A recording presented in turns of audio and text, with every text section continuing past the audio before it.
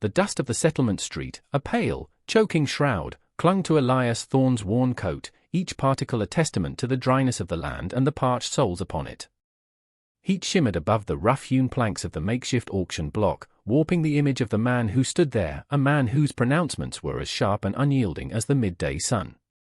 Elias leaned against the splintered wall of the general store, hat pulled low, eyes like chips of winter ice observing the grim spectacle. He'd seen hardship, tasted its bitter dregs more times than he cared to count, but this felt like a new low, a fresh layer of grime on a world already thick with it. Before the town, or what passed for it in this raw, untamed territory, stood a woman, Sarah, her name barely a whisper on the wind, yet it seemed to carry the weight of all sorrows. She was a silhouette of grief, her face obscured by a cheap, frayed bonnet, her hands clasped so tightly before her they must surely ache. Around her skirts, like small, frightened birds huddling against a storm, were 5 daughters. The eldest, Lydia, perhaps 13, stood ramrod straight, a miniature echo of her mother's desperate dignity, her eyes darting, fierce and protective. The youngest was a babe in arms, a bundle wrapped tight, oblivious.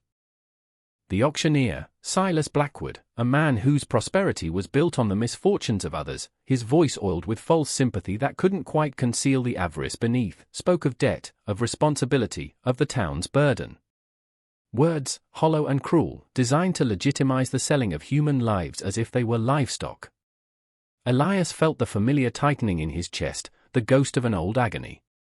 His own cabin, miles from this place, was a hollow shell echoing with absences, with the laughter of a wife and daughter long since silenced by fever. He'd come for supplies, for seed, for anything to distract from the gnawing emptiness, not for this. But the sight of Sarah, of those children, stirred something dormant, a protective instinct he thought had died with his own. The bidding was desultory, laced with cruel jests and cold calculations. Men appraised the woman, the older girls, their worth measured in potential labor, in uses Elias refused to contemplate. His own purse was thin, his farm barely clinging to life, a testament to his own wrestling with the unforgiving land. He had nothing, yet he had more than they did. He had a roof, however leaky, and hands that could work, and a solitude that was, at least, his own.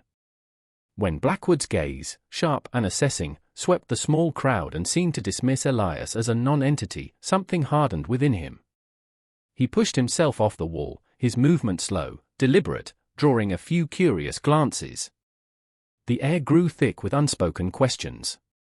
He raised a hand, a single, decisive gesture. A murmur ran through the onlookers. Blackwood's eyes narrowed. "Thorne? You?" The surprise in his voice was an insult. Elias ignored it. His bid was low, barely more than the last, but it was stated in a tone that brooked no argument, a voice roughened by disuse and sorrow.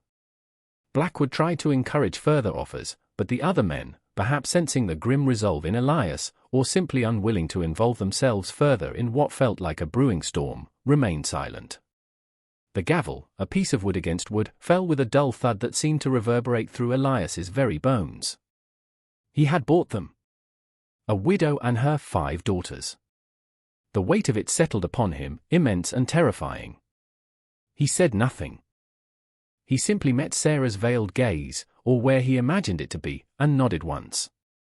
The journey to his homestead was a silent pilgrimage through a landscape that mirrored their collective desolation. The wagon, laden with his meager supplies and now with its human cargo, creaked and groaned over the rutted track. Sarah sat rigid on the bench, the baby, Grace, nestled against her, Lydia beside her, a fierce little sentinel. The other 3 girls, Ilara, Clara, and Martha, were crammed in the back, their small faces pale, eyes wide and unblinking, fixed on Elias's broad, unreadable back. He didn't look at them, didn't speak. The silence was a heavy blanket, woven with fear, uncertainty, and the unspoken traumas that had brought them to this precipice. The wind whispered through the tall, dry grass, a mournful sigh. The sun beat down, relentless. Each mile stretched an eternity. His cabin, when it finally came into view, was a stark, lonely silhouette against the vast, indifferent sky. 2 rooms, roughly built, a sagging porch, a field cleared with sweat and sorrow that yielded little. Smoke curled thinly from the stone chimney, a solitary signal of life in the wilderness. He pulled the wagon to a halt. The silence, now that the creaking had stopped, was even more profound. He climbed down, his movements stiff. He didn't offer a hand to Sarah, he sensed she would recoil. He merely opened the back of the wagon. "This is it," he said, his voice a low rumble. It wasn't an apology, nor a welcome. It was a statement of fact. Sarah clutched Grace tighter, then, with a slow, weary movement, began to gather her children. Lydia helped the younger ones, her small face set in a mask of premature responsibility. They stood, a forlorn little group, beside the wagon, looking at the cabin, then at Elias, their fear a palpable thing in the cooling air. He led them inside. The main room was sparse, a rough table, 2 chairs, a stone hearth where a small fire now crackled, thanks to his morning's preparation. A thin mattress lay in one corner. He gestured towards a narrow door. "That room is yours." There are blankets. He had cleared his own few belongings from it, moved his bedroll to the main room floor. He had thought, in his solitary grief, that his heart was a stone. But looking at their haunted faces, he felt a crack, a painful fissure. He turned away, busying himself at the hearth, adding a piece of wood. "There's stew," he said, not looking back. "Eat when you're ready." He didn't expect a reply, and he received none. He heard the rustle of their movements, the soft, hesitant closing of the other door. He was alone again, yet profoundly, irrevocably, not. The scent of fear, he realized, had replaced the scent of absence. He wondered if it was an improvement. He ate his portion of the thin stew standing by the dying fire, the silence from the other room a constant, unnerving presence. The weight of their gazes, even unseen, pressed upon him. He had acted, now he had to endure the consequences. The land outside was dark, the stars indifferent. Sleep, he knew, would be a long time coming. The first days passed in a hush so profound it felt like the world was holding its breath. Elias rose before dawn, the habit of a solitary life ingrained deep. He moved with a quiet economy, careful not to disturb the fragile peace, or rather, the fragile terror, that emanated from the closed door of the smaller room. He'd leave a pail of fresh water outside their door, along with whatever food he'd prepared, usually a portion of porridge, or bread, hard and dense, from his meager store of flour. He never knocked. He never spoke. He simply provided, then retreated to the tyranny of his land. He worked his fields with a grim determination, the rhythmic swing of the scythe, the thud of the axe against stubborn wood, the only sounds that broke the stillness, save for the incessant whisper of the wind. The sun beat down, baking the earth, baking him.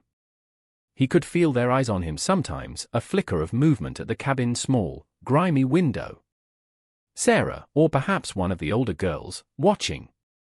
He never acknowledged it, never looked up. To meet their gaze felt like an intrusion, a demand. He was a stranger, a buyer, a man who held their immediate fate in his calloused hands. Trust was not a seed that could be planted in such barren soil. If it were to grow at all, it would have to find its own purchase, in its own time. Inside the small room, life was a constricted thing. Sarah held her daughters close, their collective warmth a small shield against the cold fear that never quite receded. They spoke in whispers, their world shrunk to the confines of those four walls. Lydia, ever watchful, would report on Elias's movements, her voice low, factual. His chopping wood, he's gone to the well, he left bread. Sarah would nod, her face pale, her own voice still lost somewhere in the trauma of the past weeks. The baby, Grace, was their anchor to normalcy, her small needs, feeding, changing, a soft-hummed lullaby, a rhythm that pulled Sarah through the suffocating hours. The younger girls, Ilara, Clara, and Martha, were mostly silent, their play subdued, their laughter extinguished. They were like young saplings transplanted into hostile ground, their roots struggling to find purchase. Elias noticed small things. The water pail, always empty when he retrieved it. The food, always gone. He found a small, broken doll near the woodpile one afternoon, its painted face chipped, one arm missing. He picked it up, turned it over in his hands. It reminded him of another doll, another child. The memory was a dull ache, familiar and unwelcome. He didn't return it immediately. Instead, that evening, by the low light of the fire, he took out his whittling knife and a piece of scrap wood. His hands, accustomed to the rough work of the farm, moved with surprising delicacy, shaving away slivers, shaping a new arm. He was not a toy maker, but he understood mending. He understood broken things. The next morning, he left the mended doll beside the water pail. He saw no reaction, expected none. But when he retrieved the pail later, the doll was gone. He said nothing. She said nothing. The rhythm of their separate lives continued, a silent, careful dance around a shared, unspoken fear. One afternoon, a storm gathered, the sky turning a bruised purple-black. Wind howled around the small cabin, rattling the ill-fitting shutters. Rain lashed down in sheets. Elias was caught out, mending a section of fence that bordered the thin woods. He worked on, soaked to the bone, the rain cold against his skin, until the fence post was secure. When he returned to the cabin, dripping, shivering, he found the door to their room slightly ajar. Just a crack. He hesitated, then pushed his own door open. Sarah stood just inside the main room, her back to him, looking out the small window at the raging storm. She didn't flinch when he entered, didn't turn. It was the first time she had voluntarily left her sanctuary in his presence. He moved past her, quietly, to the hearth, and began to build up the fire, his chilled hands clumsy. The smell of wet wool and damp earth filled the small space. He could feel her presence, a silent weight in the room. He didn't speak, didn't look at her. He simply focused on the fire, coaxing the flames to life, the growing warmth a small comfort against the storm's fury. After a long moment, he heard the soft rustle of her dress as she retreated, the click of her door closing, softer this time. He was left with the roaring wind, the crackling fire, and the faint, lingering scent of lavender and fear. Something had shifted, a minute, almost imperceptible change in the oppressive atmosphere. A door had been opened, however briefly. He continued to stare into the flames, the warmth seeping into his bones, a fragile counterpoint to the desolation that had been his only companion for so long. He wondered if this was what hope felt like, this tiny, uncertain flicker in the overwhelming dark. A week bled into two, each day a meticulous repetition of the one before, yet beneath the surface of their silent coexistence, unseen currents were shifting. The fear in the small cabin began to lose some of its sharpest edges, replaced by a weary caution. Sarah started to allow the younger girls, Ilara and Martha, to play quietly on the narrow strip of porch when Elias was far out in the fields. She herself would sometimes sit there, mending their worn clothes, her gaze distant, fixed on the horizon as if searching for something lost. She never looked directly at Elias, not yet, but he sensed her awareness of him, a constant, peripheral observation. He, in turn, maintained his distance, his routine a bulwark against any unintended threat. He fixed the loose board on the porch step. He patched a hole in the cabin roof that the last storm had exposed. He left a small basket of wild berries he'd found near the creek by their door, a silent offering. These small acts were his only language, the only way he knew to communicate that he meant them no immediate harm. The change, when it came, was precipitated by a child's cry in the deep of night. Elias woke instantly, his senses attuned to any disturbance. It was a thin, distressed wail, followed by Sarah's hushed, worried tones. He lay still for a moment, listening. The crying persisted, weak but insistent. It was Clara, the middle child, the quiet one with eyes that seemed to absorb everything. He rose, pulled on his trousers, and hesitated outside their door. To intrude felt wrong, yet to do nothing felt worse. He knocked softly, a sound that seemed thunderous in the oppressive silence. "Is she all right?" he asked, his voice low. The door opened a crack. Sarah's face was a pale blur in the darkness. "Fever," she whispered, her voice rough with worry and disuse. "She's burning." Elias thought of the herbs his own wife used to gather, the ones for fever. He knew where some grew, down by the creek. "I'll fetch something," he said, already turning. He didn't wait for a reply. He moved through the moonless night with a sureness born of familiarity, his bare feet finding the path. The creek water was cold as he gathered the broad, dark leaves. Back at the cabin, he found Sarah waiting by the main room fire, which she'd rekindled. Clara lay on a pallet of blankets nearby, restless, her small face flushed. Lydia hovered anxiously. Elias crushed the leaves, mixed them with a little water from the pail to make a poultice. He approached the child hesitantly. Sarah watched him, her eyes wide, uncertain, but she didn't stop him. He gently laid the cool poultice on Clara's forehead. The girl whimpered but didn't pull away. He stayed there for a long time, replenishing the poultice, watching the child's breathing. Sarah sat on the edge of the hearth, silent, her gaze never leaving her daughter, then flickering to Elias, then back. Dawn was breaking when Clara's fever finally began to subside. Her breathing eased, her skin cooled. A profound exhaustion settled over the small room. Sarah touched her daughter's cheek, then, almost imperceptibly, her gaze met Elias's. A flicker of something unreadable, relief, perhaps gratitude, perhaps just shared weariness, passed between them. No words were spoken. None were needed. Later that day, Elias was mending a harness near the lean-to that served as a barn. The sun was warm, the air still. Clara, looking pale but recovered, sat on the porch step, listlessly drawing patterns in the dust with a twig. Ilara and Martha were nearby, their hushed play a little more animated than usual. Elias finished his task, coiling the leather strap. He had, in his pocket, a small, imperfectly whittled bird he'd carved idly the night before while watching over Clara. He hadn't intended it for anyone. He hesitated, then walked towards the porch. He stopped a few feet from Clara, held out the small wooden bird. Her eyes, large and solemn, fixed on it. She looked from the bird to his face, then back to the bird. Slowly, she reached out a small, tentative hand and took it. She turned it over, her fingers tracing its rough shape. A tiny, almost invisible smile touched her lips. Then, she looked up at him, her gaze direct, innocent.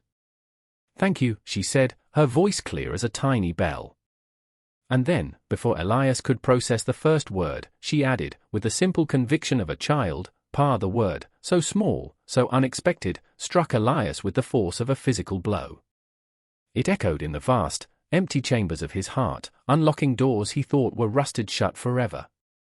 Memories, sharp and poignant, flooded him, another small hand in his, another child's voice calling him that name. His breath hitched. The world seemed to tilt.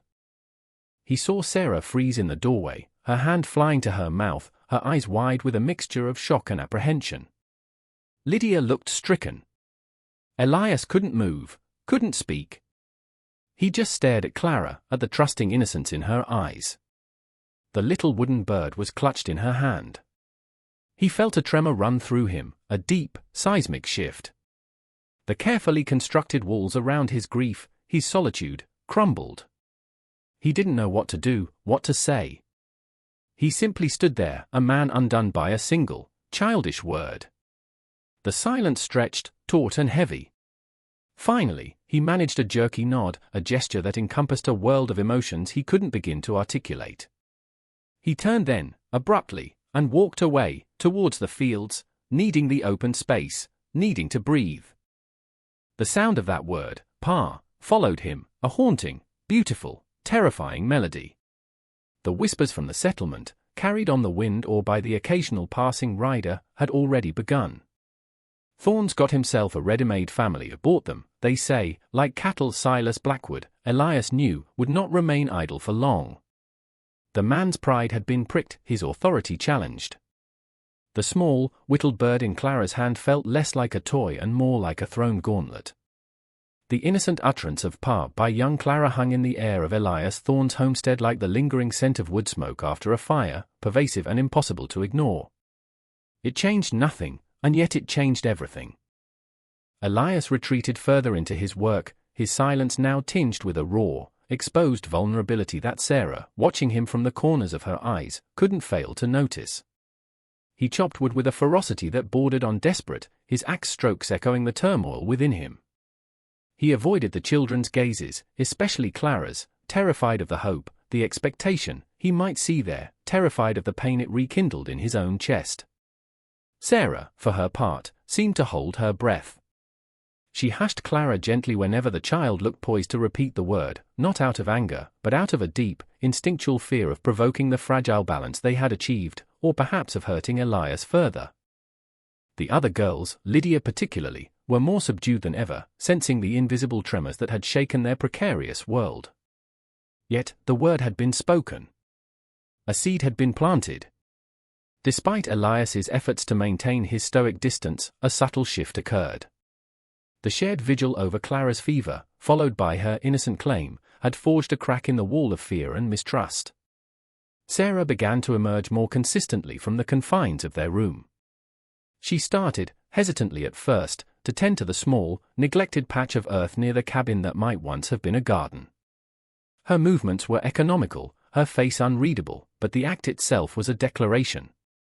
She was claiming a small piece of this desolate place, making it, however tentatively, her own. Elias watched her from afar, his heart a confusion of old grief and new, unsettling warmth. He said nothing, did nothing to acknowledge her efforts, yet he found himself leaving his better tools, a sturdy hoe, a rusted but serviceable spade, where she might easily find them. One evening, as dusk painted the sky in bruised hues of purple and orange, Silas Blackwood rode up to the homestead. He wasn't alone. Two grim-faced men who looked more like hired muscle than farmhands, flanked him. Blackwood dismounted with an air of arrogant ownership, his polished boots stark against the dusty yard. Elias had been mending a harness by the faint light spilling from the cabin window. He straightened slowly, his posture unyielding, his face set like granite. Sarah, who had been inside with the children, appeared in the doorway, a pale sentinel, Lydia a shadow behind her. The younger girls, sensing the sudden tension, huddled deeper within the cabin's gloom. "Thorn," Blackwood began, his voice smooth but edged with menace. "A social call." And to discuss a matter of property, his gaze flickered dismissively toward Sarah, then lingered on Lydia with an appraisal that made Elias's blood run cold. Elias stepped forward, placing himself subtly between Blackwood and the cabin door. "There's nothing to discuss, Blackwood. They are under my roof. Under my protection." His voice was low, flat, but carried an unmistakable weight of resolve.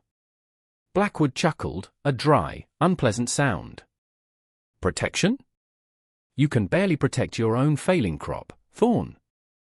These people," he gestured vaguely, "are an encumbrance you can ill afford.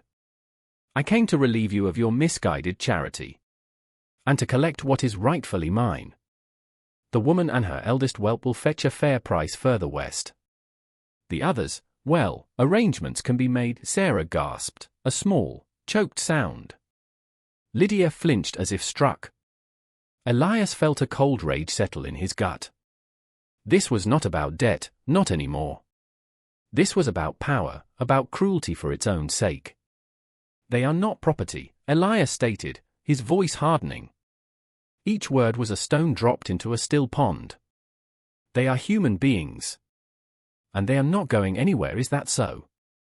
Blackwood sneered, taking a step closer. His men shifted, their hands moving towards the pistols tucked into their belts. The air crackled with imminent violence. It was then that Sarah moved. She stepped out from the doorway, past Elias, to stand slightly in front of him.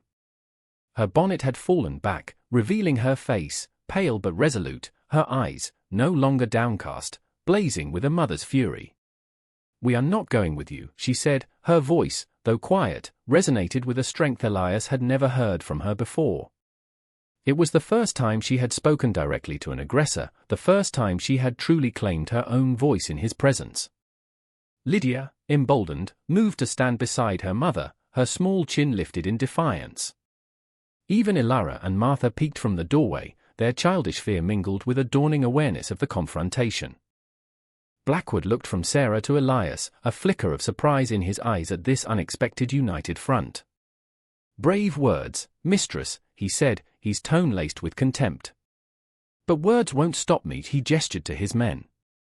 "Take them." The men started forward. Elias moved to intercept, his fists clenching. But before blows could be exchanged, another voice cut through the tense air. "Silas Blackwood! What devilry is this?" It was Martha, the elderly woman from the settlement, the one who had occasionally brought news or a bit of dried fruit, her face usually kind but now stern. She stood at the edge of the yard, having approached unnoticed, a heavy walking stick in her hand. A few other figures, indistinct in the fading light, were visible behind her on the track. Whispers had indeed travelled. "This is a private matter," Martha, Blackwood snapped, clearly annoyed by the interruption. "Private? Terrorizing a woman and her children? Forcing yourself onto another man's land? That sounds like a matter for the whole community, Silas," Martha retorted, her voice surprisingly strong. She advanced slowly, her gaze unwavering. "Elias Thorne took this family in when no one else would. He's given them shelter. That's more Christian charity than I've seen from you in a lifetime." Blackwood's face darkened. He was accustomed to deference, not defiance, especially not from an old woman. He looked at his men, then at the growing shadows on the track, the suggestion of more witnesses. He was outnumbered, not in force, perhaps, but in moral authority, and he knew it. The tide, however small, was turning. "This isn't over, Thorne," Blackwood spat, his eyes promising retribution. He mounted his horse, his movements jerky with suppressed rage. "You'll regret this." With a final glare at Sarah and Elias, he wheeled his horse and galloped away, his men following close behind, kicking up dust that settled slowly in the twilight. Silence descended, heavy and profound. Elias slowly unclenched his fists, his breathing still ragged. Sarah swayed slightly, the adrenaline ebbing, leaving her trembling. Lydia rushed to support her. Martha approached, her stern expression softening. "Are you all right, child?" she asked Sarah gently. Sarah could only nod, tears streaming down her face now, tears of relief, of fear, of a strange, burgeoning strength. Elias looked at Sarah, at her daughters huddled around her, at Martha's compassionate face. He had stood his ground. But more than that, Sarah had stood hers. They had faced the darkness together, and for the first time, it felt less like his solitary battle and more like theirs. The word "pa," which had echoed so painfully in his soul, now carried a different resonance, not just of loss, but of a fierce, protective responsibility he was, to his own astonishment, beginning to embrace. The path ahead was still uncertain, the threat from Blackwood a lingering shadow, but something fundamental had been forged in the crucible of that confrontation, a fragile, unspoken alliance, a shared determination to survive, perhaps even to build something new from the ashes of their broken lives. The departure of Silas Blackwood left a vacuum in its wake, filled not with peace, but with the thrumming echoes of the confrontation. The air in Elias Thorne's small cabin and the dusty yard outside seemed to vibrate with unspoken emotions. Sarah, her composure regained but her face still etched with the strain, guided her daughters back inside, their small hands clinging to her skirt. Martha, the old woman whose timely arrival had tipped the scales, stayed a while, sharing a cup of weak tea with Elias on the porch as darkness fully enveloped the homestead. She spoke quietly of the settlement's divided opinions, of Blackwood's bluster and waning influence among the more decent folk. "You did a good thing, Elias," she said, her gaze kind but searching. "A hard thing." But good Elias merely nodded, staring out into the night, the chirping of crickets a stark contrast to the earlier tension. He felt a profound weariness, yet beneath it, a current of something else, not satisfaction, perhaps, but a sense of rightness, of a line drawn in the sand that he had refused to allow Blackwood to cross. When Martha finally left, her silhouette disappearing down the dark track, Elias entered the cabin. The main room was lit by a single flickering candle. Sarah was there, mending a tear in one of the girls' dresses by its meager light. The children were asleep in the other room, their soft breathing a quiet rhythm in the otherwise silent house. She looked up as he entered, her eyes meeting his directly, without the fear or hesitancy that had characterized their interactions before. There was a new quality in her gaze, respect, perhaps, and a shared understanding that transcended words. "Thank you," she said, her voice low but clear. It was more than gratitude for his protection, it was an acknowledgement of the stand he had taken, not just for her, but with her. Elias felt a lump in his throat.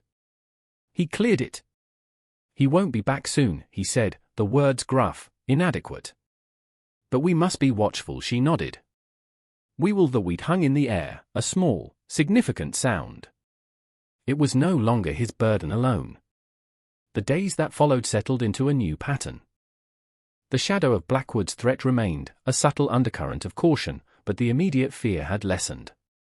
Sarah began to transform the neglected patch of earth into a proper garden with a quiet diligence that amazed Elias. She coaxed life from the stubborn soil, planting the few seeds Martha had brought and some she had carefully hoarded. Lydia, her initial fierceness tempered by a growing sense of security, became her mother's shadow, learning to weed and water. Ilara and Martha, their childish spirits slowly unfurling, found courage to explore further from the cabin, their laughter, when it came, tentative at first, then more frequent, like timid birdsong. Clara, the instigator of that momentous pas, still looked at Elias with an open, trusting affection that both warmed and unnerved him. He found himself carving small, imperfect animals for all the girls, a lopsided rabbit for Ilara, a sturdy little bear for Martha, a sleek, if somewhat clumsy, wolf for Lydia, who seemed to appreciate its wildness. For Grace, the baby, he smoothed a piece of soft pine into a shape easy for tiny hands to grasp. He would leave these offerings on the porch, and they would disappear, later seen clutched in small hands all lined up in a row on their windowsill. He began to speak more, not much, but enough. He'd point out a hawk circling overhead to Lydia or explain to Sarah why a certain type of cloud meant rain. She, in turn, would sometimes ask a question about the farm, about the seasons. Their conversations were sparse, practical, yet they wove a delicate thread of connection between them. One evening, he found Sarah staring at the small, empty cradle he kept in the corner of the main room, a relic of his past that he hadn't had the heart to discard. It was covered with a piece of his late wife's shawl. Sarah didn't speak, but her eyes were filled with a deep, compassionate understanding. He looked away, the old grief a familiar pang. "My daughter," he said, the words escaping him before he could stop them. "Anna. And my wife, Mary." Fever, years ago. Sarah simply nodded, her silence more comforting than any words could have been. Later that week, she mended the worn shawl that covered the cradle, her stitches neat and careful, a silent act of respect, of shared sorrow. The community's attitude began to shift, subtly but perceptibly. A neighboring farmer, old Jedediah, who had previously kept his distance, stopped by one afternoon, ostensibly to ask about a stray calf, but he left a sack of potatoes on the porch. Another time, a woman from a nearby homestead left a freshly baked loaf of bread. No grand gestures, just small tokens of acceptance, of acknowledgement that Elias Thorne was no longer just the grim recluse, but a man with a family, however unconventional its beginnings. The harvest, though meager, was a shared effort. Elias, Sarah, and even Lydia worked side by side in the small field, gathering the corn and squash. There was a rhythm to their work, a quiet companionship that felt almost natural. They ate their meals together now, at the rough-hewn table. The food was simple, often supplemented by what Sarah coaxed from her garden, but it tasted better than anything Elias had eaten in years. The silence was no longer heavy with fear, but punctuated by the girls' occasional chatter, by Sarah's soft instructions, by Elias's brief responses. It was the sound of a family being painstakingly, carefully, built. One cool autumn evening, as the crickets sang their nightly chorus and a gentle breeze rustled the dying leaves, they sat on the porch. Elias was sharpening a tool, Sarah was knitting, the rhythmic click of her needles a soothing sound. The girls were telling stories in hushed voices nearby. Clara, leaning against Elias's leg, looked up at him. "Pa," she said softly, not with the innocent surprise of before, but with a quiet certainty, a sense of belonging. This time, Elias didn't flinch. He reached out a calloused hand and gently rested it on her small head. He looked at Sarah. Her eyes, in the fading light, were soft, a hint of a smile on her lips. He felt a profound sense of peace settle over him, a peace he thought he would never know again. The wounds of the past were still there, like the scars on the land, but they no longer defined him.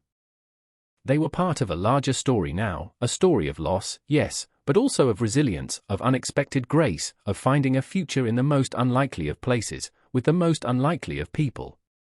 And reader, if you have ever known a loneliness so profound it felt like a hollow carved into your very soul, if you have ever witnessed the quiet courage of a spirit refusing to be broken, or felt the tentative, fragile unfurling of hope in a barren landscape, then you know something of the journey Elias Thorne and Sarah and her daughters had undertaken. You know that families are not always born of blood, but are often forged in the fires of adversity, built on foundations of shared sorrow and tenacious hope. You understand that sometimes, the greatest acts of redemption are not grand gestures, but the slow, patient mending of broken pieces, the quiet offering of shelter, the unexpected gift of a name, like Pa, whispered in the twilight, a testament to the enduring human capacity to find light in the deepest darkness, and to build a home, not of timber and stone, but of love, acceptance, and the unshakable belief in second chances.